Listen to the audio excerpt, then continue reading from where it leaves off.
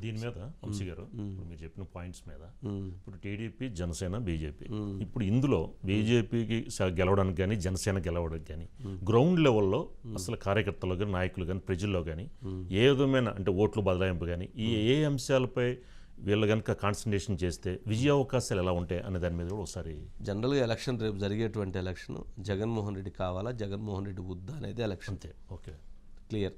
ఎందుకనంటే ఆయన ఈ 5 సంవత్సరాల్లో చేసినటువంటి కొన్ని విపరీతమైనటువంటి ధోరణులు ప్రజలకి అవి నచ్చినయా నచ్చలేదా అనేది తేల్చేస్తారు. జగన్మోహన్ రెడ్డి గారు కావాలి అని అనుకుంటే ఆయనకు ఓట్లేస్తారు, జగన్మోహన్ రెడ్డి గారు వద్దు అనుకుంటే కూటమికి ఓట్లేస్తారు. ఇది ఆటోమేటిక్గా. రెండోది, ఈ కూటమి కలవటం వలన భవిష్యత్తు కొంత మంచి జరిగిద్ది అనేటువంటి భావనతోటి బీజేపీ ఏమైనా మళ్ళీ కొన్ని చేసిద్దేమో, ఈసారి కొన్ని ఇస్తే బాగుంటుంది కదా అనేటువంటి ఉద్దేశంతో కొంత ఓటింగ్ ఉంటుంది. అట్లాగే చంద్రబాబు నాయుడు గారు 2014 నుంచి 19 వరకు ఆయన చేసిన కష్టం కావచ్చు, దానివల్ల జరిగినటువంటి రిజల్ట్ కావచ్చు, దానివలన వచ్చినటువంటి ప్రతిఫలం కావచ్చు, దానివల్ల జరిగినటువంటి అభివృద్ధి కావచ్చు, ఆ అభివృద్ధిని జగన్మోహన్ రెడ్డి గారు ఏ రకంగా అడ్డుకున్నారు అనేటువంటి భావన కావచ్చు, మరలా ఆయన విజనరీ లీడర్, ఆయన విజనే బాగుంటుంది. చూసాం కదా హైదరాబాద్ ఎలా అభివృద్ధి చెందుతూ ఉందో, ఎక్కడ చూస్తేనే ఉన్నా అసలు ఈ రాజధాని లేని రాష్ట్రాన్ని చేశారని మరలా ఆయన కోసం వేసేటువంటి ఓటు.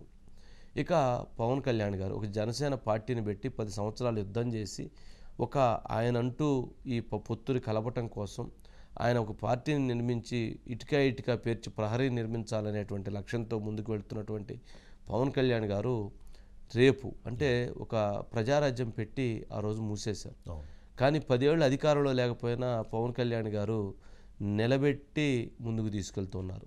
ఇప్పుడు జనసేన పార్టీ శాసనసభ్యుల్ని గెలిపించి అసెంబ్లీలో పెడితే, జనసేన పార్టీ శాసనసభ్యుల్ని పార్లమెంట్లో పెడితే, కేంద్ర మంత్రిగా, కేంద్ర క్యాబినెట్ శాఖ మంత్రిగా, ప్రధానమంత్రి మోదీ గారి పక్కన, అమిత్ షా గారి పక్కన కూర్చునేటువంటి ఒక కేంద్ర మంత్రిగా క్యాబినెట్ స్థాయిలో పవన్ కళ్యాణ్ గారిని చూడాలి అని అనుకునేటువంటి ఆ ప్రభంజనం ఇవన్నీ కలిసి ఈ కూటమికి ఓటు వేసే అవకాశాలు ఉంటుంది. ఎట్లా ఇక ప్రభుత్వ వ్యతిరేక ఓటు రావటం, చెల్లకుండా ఉండటం, వీళ్ళ ఓటు వీళ్ళకి కన్వర్ట్ అవటం, ఈ కీలకంగా ఉండేటువంటి అంశాలు. చాలా ఫ్యాక్టర్స్ చూస్తారు ప్రజలు. మనం చూసినట్టు మనకంటే అసలు ఇంట్లో ఉన్నటువంటి వాళ్ళు ఒక మహిళని మనం చక్కగా ఈరోజు పప్పు చేస్తారు, ఇంట్లో చక్కగా చేస్తారు, తర్వాత రోజు బీరకాయ కూర చేస్తారు, ఎంత బాగా చేస్తారు.